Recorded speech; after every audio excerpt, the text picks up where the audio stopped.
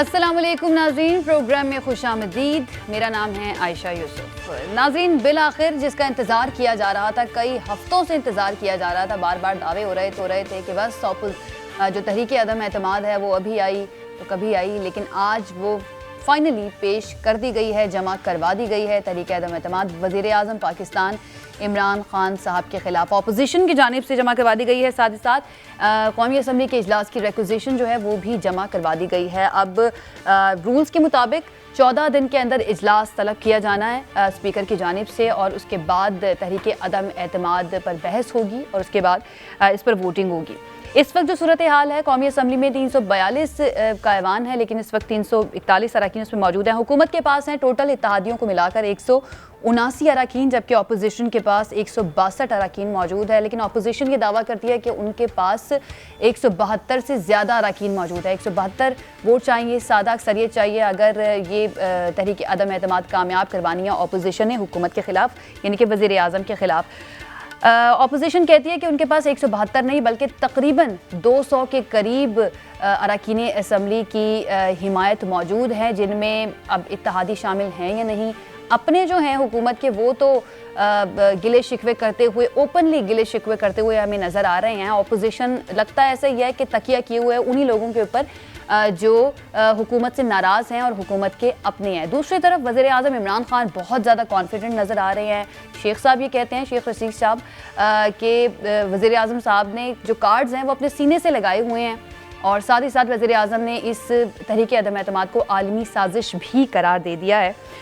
वो इतने पूरे एतमाद क्यों हैं और आलमी साजिश के बारे में उन्होंने बात किया, तो क्या उनके पास कोई सबूत भी मौजूद हैं? आज 1 पॉइंट एजेंडा है तहरीक अदम एतमाद, इसी पर हम बात करते हैं। हमारे साथ मौजूद हैं इब्राहिम खान साहब, रहनुमा तहरीक इंसाफ हैं, कैसर अहमद शेख साहब, रहनुमा मुस्लिम लीग नून हमारे साथ मौजूद हैं, शेख वकास अकरम साहब सीनियर सियासतदान ये हमारे साथ मौजूद हैं, और सीनियर सहाफ़ी और तज्ज़ियाकार अतर काज़मी साहब हमारे साथ मौजूद हैं। हमारे मेहमानों का बहुत शुक्रिया हमें ज्वाइन करने के लिए।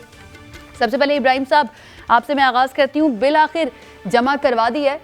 बारहा ये कहा जाता रहा कि इस अपोजिशन ने कुछ नहीं करना, हुकूमत ही कहती रही कि कोई तहरीक अदम एतमाद नहीं आएगी, लेकिन करवा दी है जमा अब अपोजिशन ने। क्या रद्द अमल था वज़ीर आज़म का? सबसे पहले इस पर तो ये जानना चाहूँगी आपसे।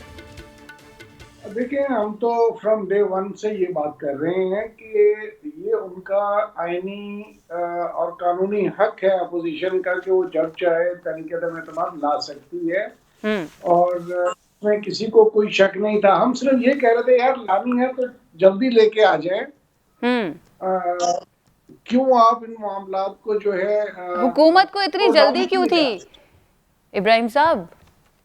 जी, हुकूमत को इतनी जल्दी क्यों थी तहरीक अदम एतमाद की? नहीं, हमें इतनी जल्दी नहीं थी। ये इनका जो हर वक्त टीवी पे बैठ के बस आज आई कल आई, हमने कहा यार जब भी आई जल्दी ले आओ, जो भी लेके आना है आप, ताकि दूध का दूध पानी का पानी हो जाए। और क्योंकि हमें ये तो हम कभी कह नहीं सकते कि जी वो नहीं ला सकते। क्यों नहीं ला सकते? वो तो अगर सिर्फ 80 मेंबरान भी हो तो वो लेके आ सकते हैं। अब उसका कामयाब होना ना होना, that is a different story. तो वो उनका पूरा इस्तेकाक है, उन्होंने अपना हक जो है उसको एक्सरसाइज किया, और हम इंशाल्लाह डट के मुकाबला करेंगे। हमें कोई इसमें किस्म का इशू नहीं है और ना होना चाहिए लीगली और अदरवाइज। तो लेकिन ये कम से कम इसका एक फायदा जरूर होगा कि अब 2023 तक जब इलेक्शंस होनी है नहीं, तो उस वक्त तक इनसे जरा जान बख्शी हो जाएगी कि हर वक्त ये कोई, लेकिन वो तो उस सूरत में होगा जब तहरीक अदम एतमाद नाकाम होगी। तो आप लोग इतने कॉन्फिडेंट हैं क्योंकि आपके अपने लोग आपसे नाराज हैं, इत्तेहादी जो हैं उनकी पोजीशन अभी वाजे नहीं है, और अपोजिशन बड़ी कॉन्फिडेंट नजर आ रही है कि उनके पास 172 से ज्यादा अरकान की हिमायत मौजूद है। जी देखें, आज भी कोई 8 से 10 अरकान जो जिनको ये क्लेम कर रहे थे वो जाके प्राइम मिनिस्टर साहब से मिले और उन्होंने अपनी यकीन दहानी कराई है कि हम आपके साथ हैं।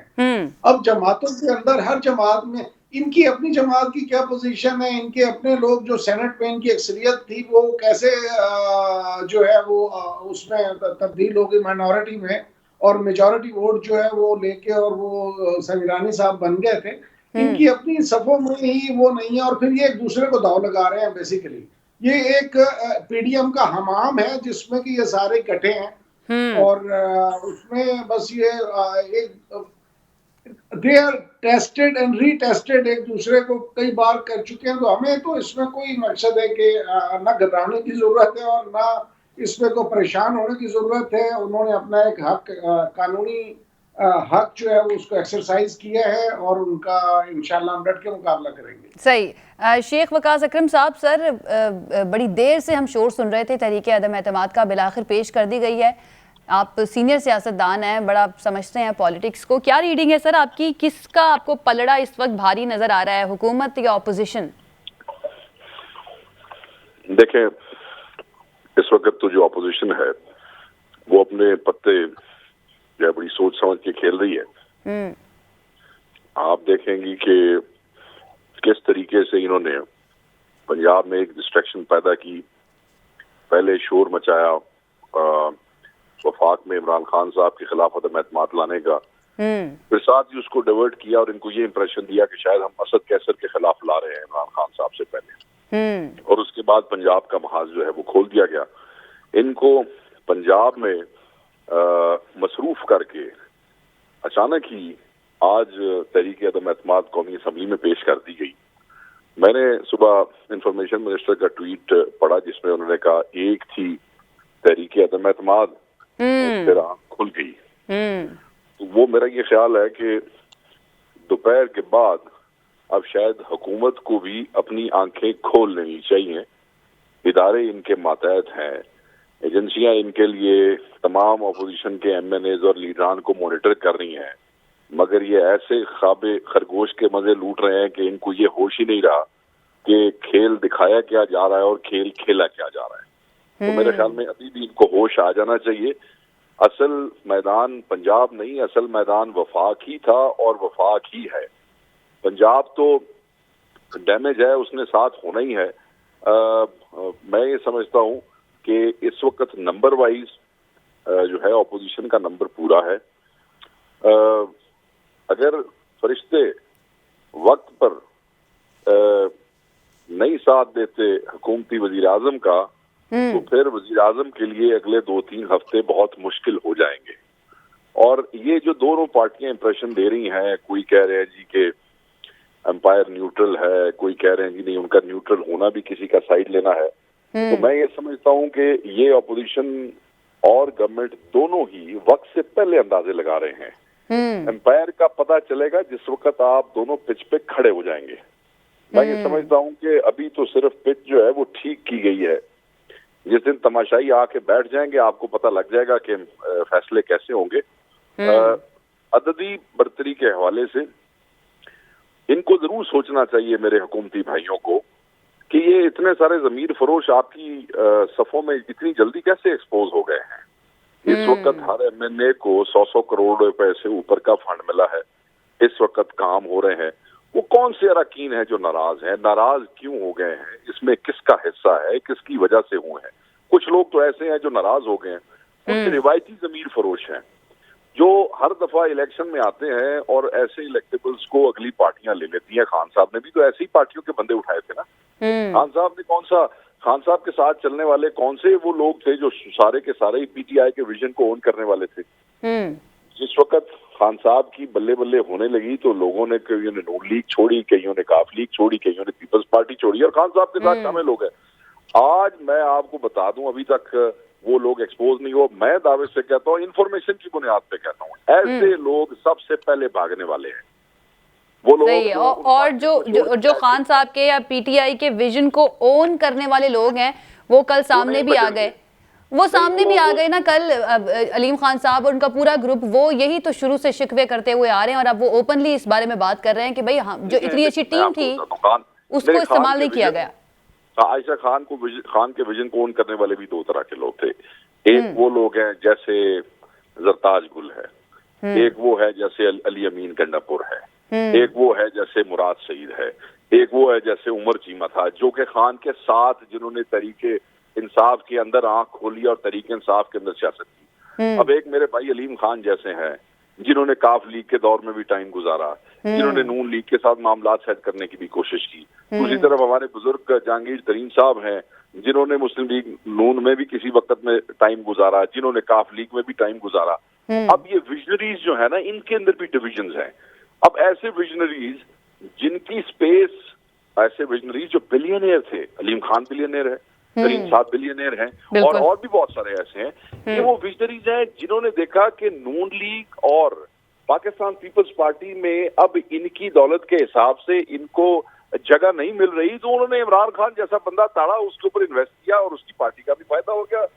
मगर इमरान खान से उनको ये तवक्को नहीं थी कि इमरान खान साहब इतनी जल्दी अक्खा जड़ियां ने वो मत्थे पे रख लेंगे और तरीन साहब को भी केसेस जो है भुगतने पड़ेंगे और अलीम खान को भी 100 दिन अंदर गुजारने पड़ेंगे। तो मैं ये समझता हूँ कि इन विजनरीज को आप विजनरीज ना कहें, अगला कोई सेटअप भी बना, देखें विजनरीज तो कुर्बानियां देते हैं, विजनरीज तो आखिरी दिन तक अपने जहाज पे खड़े रहते हैं, वो आखिरी सिपाही होते हैं जो जहाज के साथ ही डूबते हैं। सही तो सही चूहे हैं जिन्होंने, देखा ना, आपको पता है जब जहाज डूबने लगता है तो सबसे पहले चूहे दौड़ जाते हैं, पता है ना जी आपको। तो बिल्कुल बिल्कुल चूहे हैं जो लेकिन सर उन लोगों से भी तो सवाल होना चाहिए ना फिर कि उन चूहों को जो पनाह देते हैं और उसके बाद उन्हीं की बेस पे अगली गवर्नमेंट भी बना लेते हैं, उसके बाद जो ऑपोजिशन में जाता है वो उन पर तनकीद करना शुरू कर देता है। ठीक है शेख साहब, मैं आपकी तरफ वापस आती हूँ। जी जी जी जी जी। उनको पनाह दे रहे हैं, उनको ये सोचना चाहिए कि कल तक तरीन साहब को, इनके तमाम बड़े लीडर, मेरे आपके साथ टीवी चैनल पे बैठ के तरीन साहब को, बुजुर्ग हैं हमारे, उनको वो कह रहे हैं कि जी ये चीनी चोर है, उनको ये कह रहे हैं इमरान खान दा एटीएम है, और इमरान खान दे एटीएम की लोड़ इन्होंने पै गई से। पहले चीनी चोर हुकूमत को गिराना चाहिए था क्योंकि इनमें चीनी चोर हैं, आज इन चीनी चोरों को अपनी सफों में बिठाएंगे। कल अलीम खान के बारे में पता नहीं, देखें मैंने मैं उस इलेक्शन का हिस्सा रहा जो अलीम खान के खिलाफ वयाज सादिक साहब ने लड़ा, मुझे याद है कि उस इलेक्शन के अंदर क्या क्या गुफ्तगू हुई थी, कि आज वो विजन चेंज हो जाएगा। बिल्कुल बिल्कुल, ये सवाल डेफिनेटली बनता है और ये सवाल मैं उठाऊंगी भी। आदम एतमाद को गरीब आवाम के लिए नहीं है, अगर गरीब आवाम के लिए होती तो आज से 2 साल पहले हो गई होती।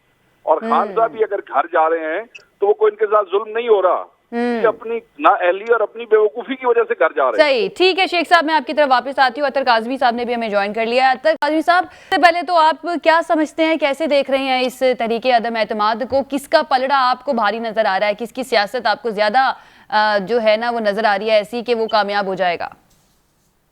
देखिए, अगर आप गुज़िश्ता 3 साल का ट्रैक रिकॉर्ड देखें तो इसमें तो कोई शक नहीं है कि ऑपोजिशन बिल्कुल डेड सीरियस है। वो चाहते हैं कि इमरान हुकूमत का खात्मा हो। गुज़िश्ता 3 बरसों के दौरान इन्होंने मुख्तलिफ किस्म की कोशिशें की। आपको पता है कि सेनेट के इंतखाबात में हिस्सा ना लेने का कहा गया, इस्तीफे देने की बातें हुई, लॉन्ग मार्च करके देख लिया। तो वो सब कुछ करने के बाद अब वो इस नतीजे पे पहुंचे हैं कि वो तहरीके अदम एतमाद लेके आ रहे हैं। लेकिन जिस तरीके से ये तहरीके अदम एतमाद लेके आए हैं उसमें भी हमने देखा कि वो मुख्तलिफ डेट्स देते रहे। उसकी क्या वजह है? अगर इनके नंबर पूरे हों तो ये कब के तहरीके अदम एतमाद लेके आ जाते। अब मसला ये बन गया था कि ये तहरीके अदम एतमाद इनके लिए भी एक तरह से प्रॉब्लम बन गई थी। लोग रोज इनसे पूछ रहे थे, भाई आप कब लेके आ रहे हैं, आप कब लेके आ रहे हैं। उसके बीच में इनकी एक दूसरे के साथ मुशावरत भी होती रही और उस मुशावरत की खबरें, जिस तरह अभी वकास भाई भी जिक्र कर रहे थे कि हुकूमत के पास बहुत सारे इदारे होते हैं, इनकी आपस में जो मुशावरत होती रही उसकी रिपोर्ट्स भी हुकूमत के पास मिलती रही। और हुकूमत अभी भी इस चीज के ऊपर बिल्कुल डटी हुई है कि हमारे पास जो रिपोर्ट्स हैं, हमारे जो नंबर्स हैं, उनके मुताबिक अभी भी इनके नंबर्स पूरे नहीं है। लेकिन सियासत के अंदर परसेप्शन बहुत बड़ी चीज होती है।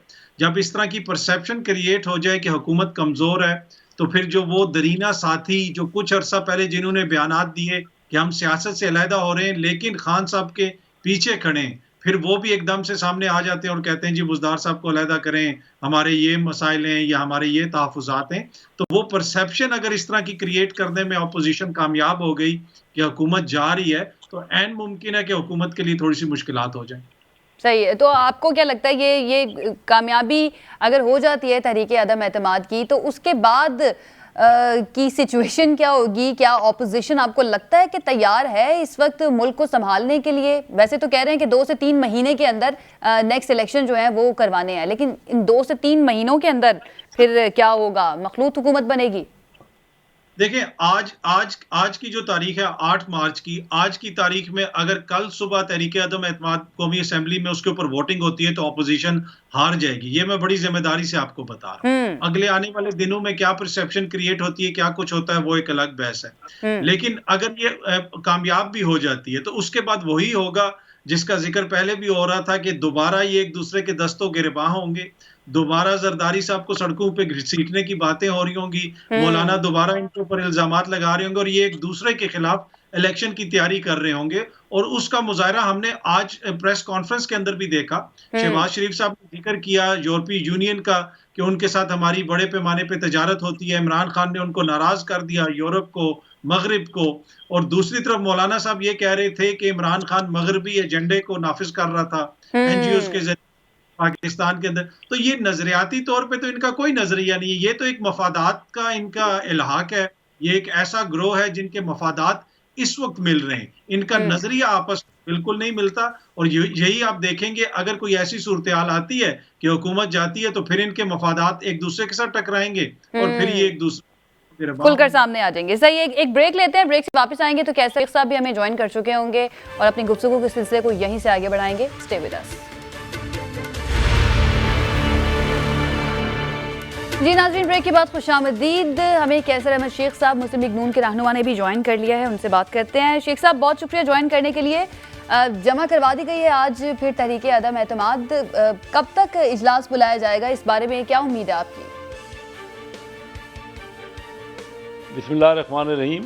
देखिए, मैं अभी इस्लामाबाद से ही आ रहा हूँ। हमारी मीटिंग थी और हम सब मेंबरों ने, जो मेंबर नेशनल असम्बली हैं पाकिस्तान मुस्लिम लीग के, उन्होंने नो कॉन्फिडेंस की मूव पे भी साइन किए और रिक्वेजिशन की, इजलास बुलाने के लिए भी रिक्वेजिशन की, ताकि इजलास बुलाया जाए, ताकि उसमें ये बातचीत हो सके और रिजॉल्व किया जा सके नो कॉन्फिडेंस की जो मूव है। तो ये अब स्पीकर का प्रीरोगेटिव है, वो 7 दिन या 14 दिन जो भी आईनी पोजीशन है उसको सही तरह चेक करके उसके अंदर मेरे ख्याल में रिक्वेजिशन जो है 2 हफ्ते में 14 दिन का टाइम होता है, जो मैं समझता हूँ। और उसके अंदर अंदर स्पीकर साहब ने इजलास बुलाना है। वो इजलास बुलाएंगे तो तब ये डिस्कशन होगी और रेजोल्यूशन होगी और उस पर वोटिंग होगी। फिर शायद वोटिंग के लिए अलग कोई टाइम दें या जो भी आईनी पोजीशन है वो सामने आ जाएगी और उसके मुताबिक ही होगा। सही, यानी मार्च में ही फैसला हो जाएगा इस महीने के आखिर तक। आप ये समझते हैं कि ये तहरीक अदम एतमाद इजलास बुलाना, उस पर वोटिंग होना और फिर अदम एतमाद कामयाब होती है या नाकाम, इस महीने के अंदर ये फैसला हो जाएगा? जी जी जी, इस महीने के, क्योंकि आज 8 तारीख है तो अभी इस महीने के तो 23 दिन बाकी हैं। ठीक है। अच्छा कैसर साहब, ये ऑपोजिशन दावा कर रही है नंबर पूरे हैं, हालांकि ऑपोजिशन इत्तेहाद को देखा जाए 162 आपके पास अपने लोग मौजूद हैं, तो तकिया किस पर किया जा रहा है? इत्तेहादी जमातों पर हुकूमत की, या फिर जो हुकूमत के अपने नाराज अरकान हैं उन पर ऑपोजिशन तकिया कर रही है? देखिए, हमें जो अपोजिशन के जो हुकूमत के नाराज मेंबर है ना, वो हमें राब्ता कर रहे हैं। हमारा भी उनसे इंटरेक्शन है, क्योंकि आपस में देखिए ना, हम एक ही इलाकों में होते हैं, वो नुमाइंदे हैं। और अपने इलाके में मसलन मैं जाता हूँ तो वहाँ मेंबरों से इंटरेक्शन करते हैं। अच्छा, मैं कराची रहता हूँ, मुझे पता है कराची के हालात का। MQM जो है एक LI है गवर्नमेंट की, और मैं उनसे, हमारे बड़े पुराने इंटरेक्शन है। मैं बिजनेस कम्युनिटी का मैं वहाँ प्रेसिडेंट रहा और इनसे मेरा राब्ता है। और मैं समझता हूँ कि वो लोग जो है ना, वो कराची की जो मुतवसत तबका है, कराची में बहुत ज़्यादा तादाद में लोग जॉब करते हैं, सर्विस पेशा लोग हैं, और ख़ासकर MQM के जो सपोर्टर हैं वो ज़्यादातर दरमियाने तबके से उनका तल्लक है। तो वो जो सबसे ज़्यादा पिंच हुआ ना, सबसे ज़्यादा तकलीफ अमीर आदमी को नहीं हुई, मैं समझता हूँ। जो बिजनेसमैन है ना, चाहे वो बड़ा बिजनेसमैन हो, चाहे इंडस्ट्रियलिस्ट हो, चाहे एग्रीकल्चर वाला हो, लैंडलॉर्ड हो, उन्होंने तो बहुत कमाई की है पिछले 2 साल जो कोविड के हुए, सिर्फ पाकिस्तान में नहीं पूरी दुनिया में। बल्कि मैं तो कहता रहा हूँ उनके ऊपर एक टैक्स लगना चाहिए, जो कि विंड फॉल प्रॉफिट उन्होंने लिए हैं। प्राइसेस बहुत बड़ी है। देखिए ना, आज तेल की प्राइस देख लीजिए, 15 दिन में ये जो है 95 शेख साहब, आप ये कह रहे हैं कि हुकूमत के नाराज अरकान आप लोगों से राब्ता कर रहे हैं, लेकिन आज वज़ीर आज़म को फहरिस्त भी पेश कर दी गई है उन नाराज अरकान की जो उनकी अपनी पार्टी से हैं। अगर हुकूमत ने उनके तहफ़्फ़ुज़ात दूर कर दिए तो कहीं ऑपोजिशन फिर हाथ मलती ना रह जाए? देखिए, ये जमहूरियत है और इसमें सबका राइट है, हुकूमत का राइट है, वो अपने संभाले अपने मेंबरों को। हम कोई मना तो नहीं कर रहे। देखिए, उन्हीं के टिकट से वो इलेक्ट हुए, इतने ज़्यादा नाराज़ उन्होंने क्यों कर दिया उनको?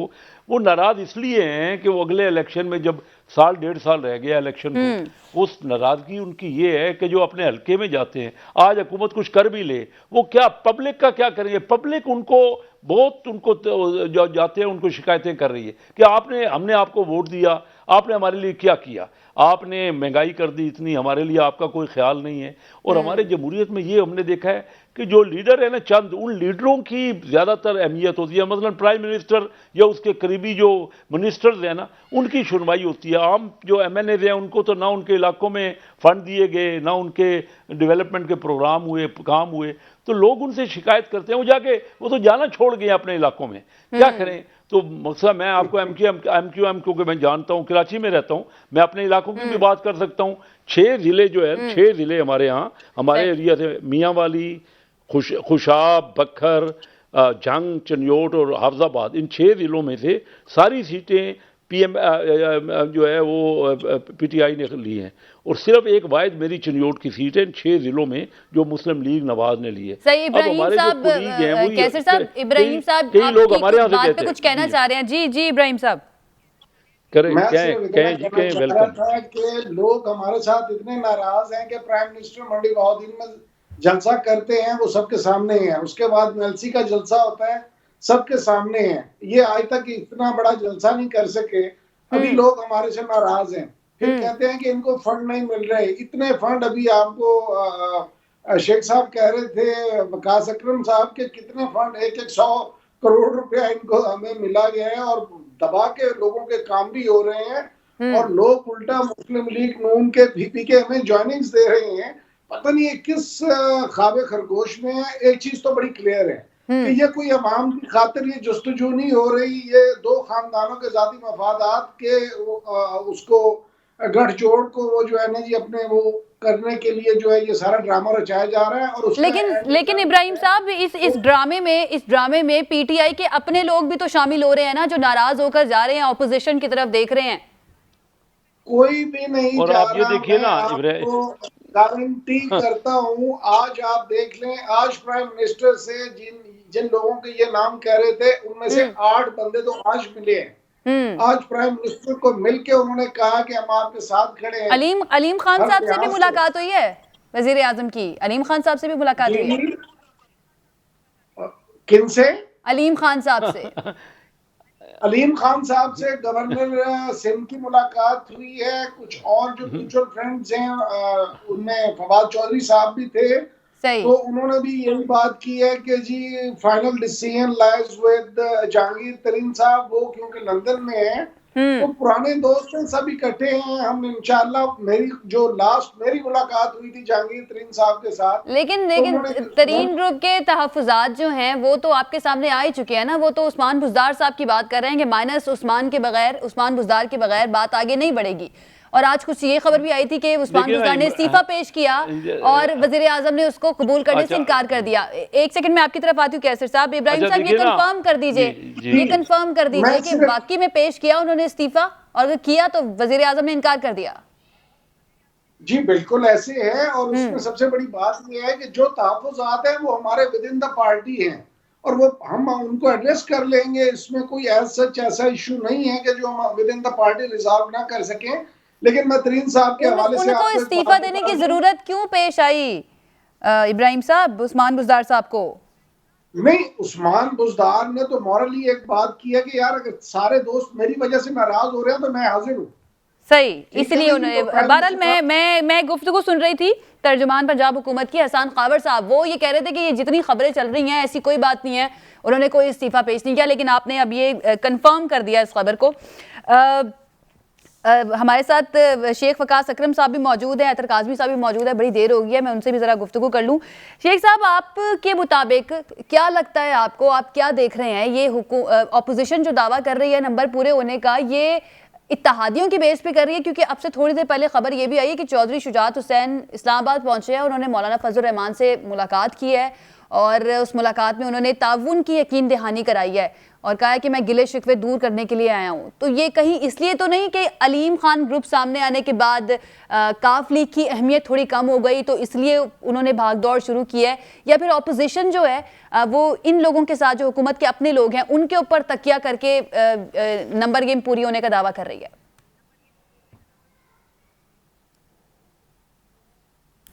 हमारे साथ मौजूद हैं शेख वकास अकरम साहब।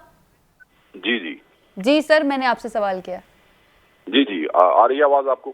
जी मुझे आवाज आ रही है, बिल्कुल। हाँ, मैं ये बता रहा हूँ कि ऑपोजिशन बेसिकली डिपेंड कर रही है इन दोनों सिचुएशंस के ऊपर। ऑपोजिशन इत्तेहादियों को भी एक्सप्लॉइट करने की कोशिश कर रही है, इसलिए कि इत्तेहादी आपने पिछले चंद सालों में देखा कि वो खान साहब से मुतवातर नाराज ही रहे हैं और गाहे बगाहे उनको राजी करने की कोशिश की जाती रही है। देखें, इस मुल्क की सियासत में ट्रेंड ये रहा है कि ये जो होते हैं ना इत्तेहादी, ये ब्लैकमेलर्स होते हैं और आम तौर पे इनकी हर जायज नाजायज ख्वाहिश पूरी होने की ख्वाहिश जो है वो इनको हुकूमत के साथ दिन गुजरवाती है। जरदारी साहब बड़े जो है वो जबरदस्त आदमी थे, वो जो इत्तेहादी कहते थे वही कर देते थे जायज नाजायज, और मियां साहबान थोड़ी सी सख्ती करते थे मगर फिर भी कहीं ना कहीं जायज नाजायज का बैलेंस निकालते थे। खान ने उस तरीके से इनको राजी नहीं किया, क्योंकि एक तो खान सियासी आदमी नहीं था, इसलिए उसको समझ नहीं आई कि जब आपने किसी को साथ रखना है तो उसको खुश भी रखना है। अच्छा, इसलिए जो अपोजिशन है वो उन पे भी तकिया कर रही है।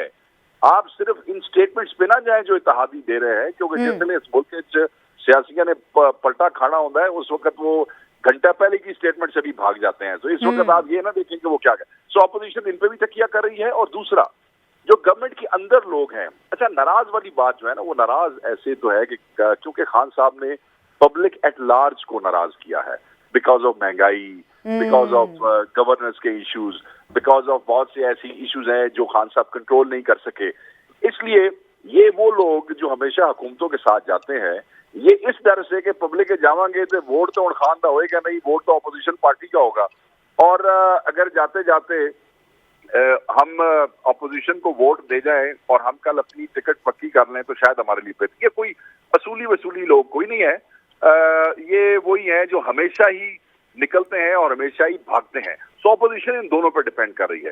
अच्छा, यह देखने वाली बात जो है ना वो एक और है जो अपने ज़हन में रखिएगा। आपकी गुफ्तगू से मुझे मेरे ज़हन में आया, खान के साथ क्या हुआ है।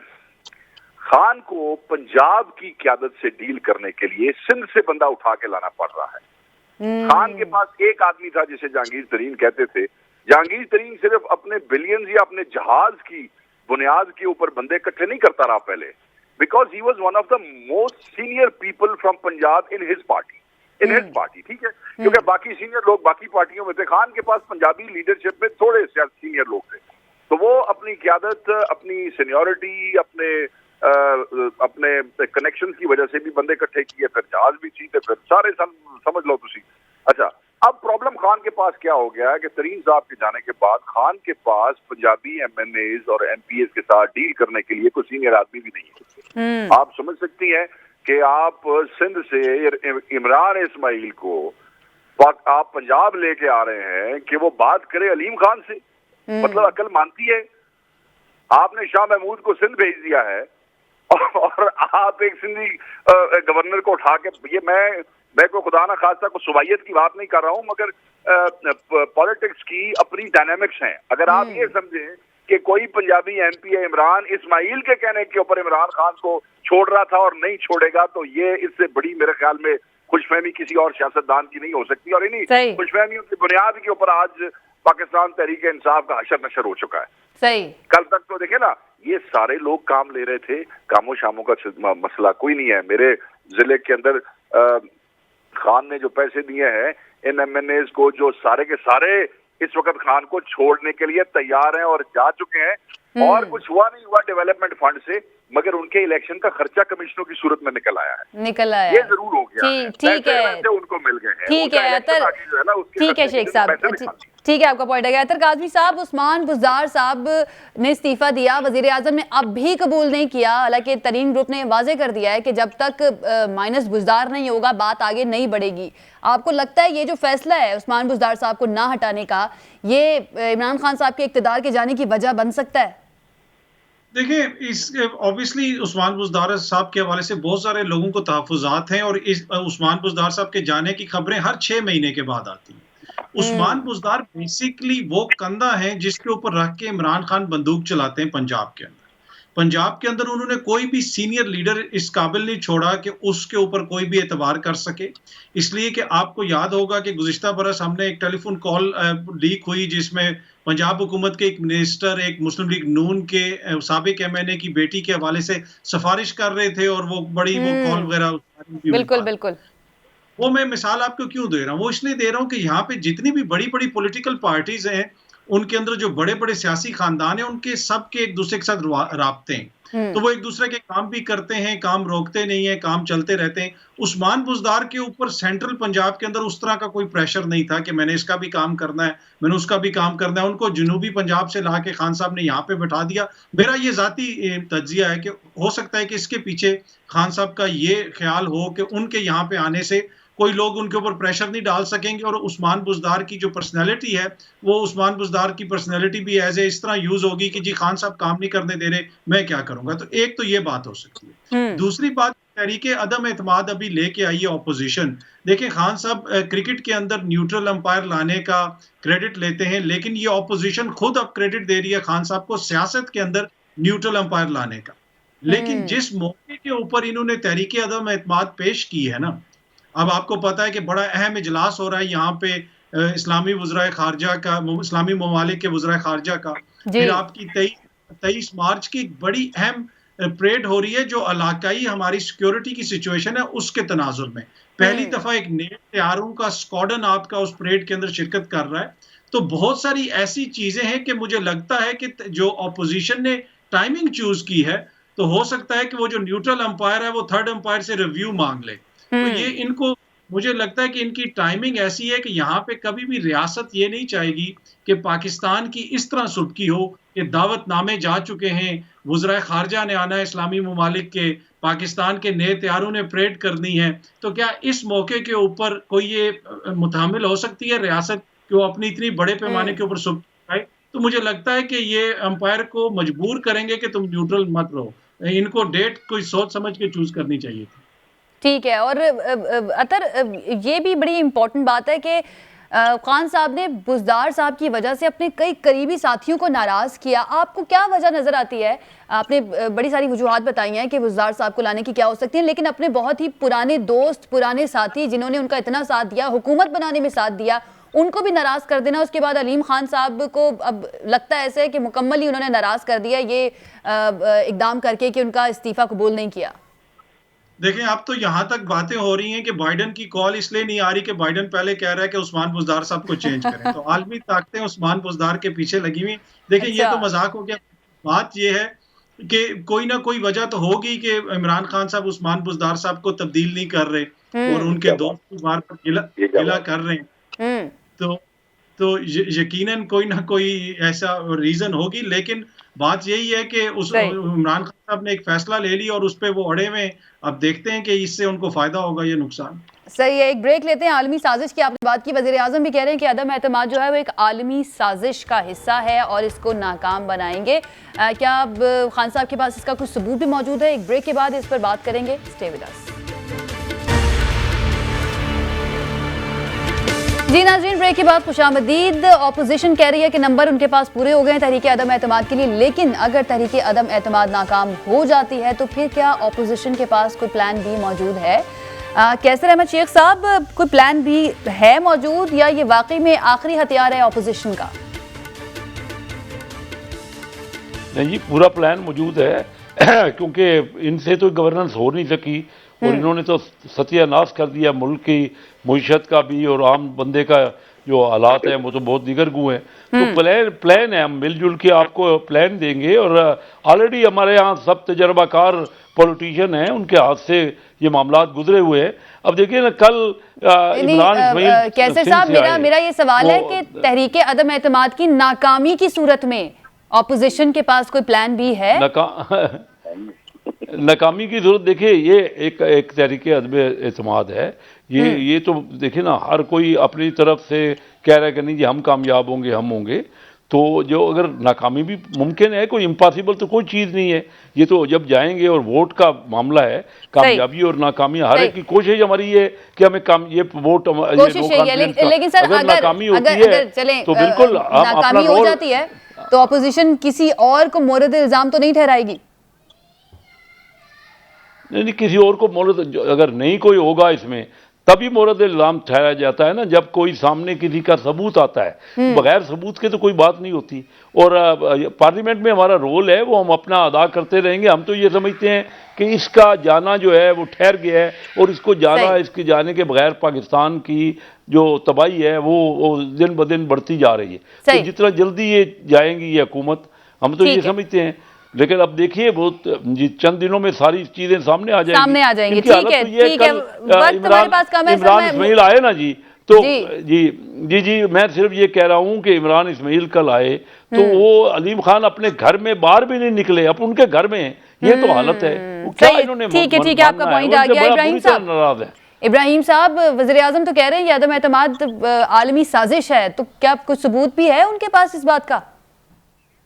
देखिए, प्राइम मिनिस्टर पाकिस्तान है, उनके पास पूरी, आपके पास आपकी जो एजेंसीज हैं, दुनिया की सबसे बेहतरीन एजेंसीज आपके पास अवेलेबल है एज अ गवर्नमेंट। तो पाकिस्तान के प्राइम मिनिस्टर जब एक बात करते हैं तो वो बगैर सबूत के नहीं करते। एक दूसरा, वकास अकरम साहब एक बहुत बड़ी बात कर गए थे, जो कि मैं अब उनको जवाब देना चाहता हूँ उस बात का कि इन पैसों के जो कि डेवलपमेंट फंड्स मिले हैं, अगर इसमें कोई बंदा पैसे लेता है तो उस पर खुदा की लानत हो।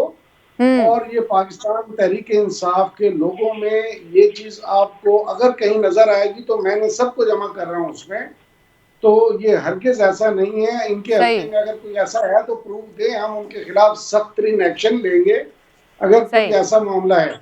अब हाँ, साबका अदवार में ये सारे मामला चलते रहे हैं, मैं नहीं कहता कि अब भी नहीं हो रहे होंगे। सही, जो भी कर रहे होंगे उन पे खुदा की भी लानत हो और वो पाकिस्तान के साथ। ठीक है, ठीक है, ठीक है। लास्ट कमेंट मुझे लेना है शेख सर, जल्दी से प्लीज, वक्त मेरे पास बहुत ही कम है जी। बस ये कहना चाह रहा हूँ कि इनका ये खेल जो है इंशाल्लाह 21 दिन का है, 14 दिन में रेक्विजिशन होनी है और उसके बाद 7 दिन के बाद डिबेट के बाद फैसला हो जाएगा। ठीक है, और ठीक है, मैंने शेख साहब से सवाल करना था लेकिन फॉर्चुनेटली मेरे पास वक्त खत्म हो गया। बहुत शुक्रिया हमारे मेहमानों का हमें ज्वाइन करने के लिए। नाज़रीन, ये था हमारा आज का प्रोग्राम। कल एक मरतबा फिर से हाजिर होंगे। अपना ख्याल रखिए, इजाजत दीजिए, अल्लाह हाफ़िज़।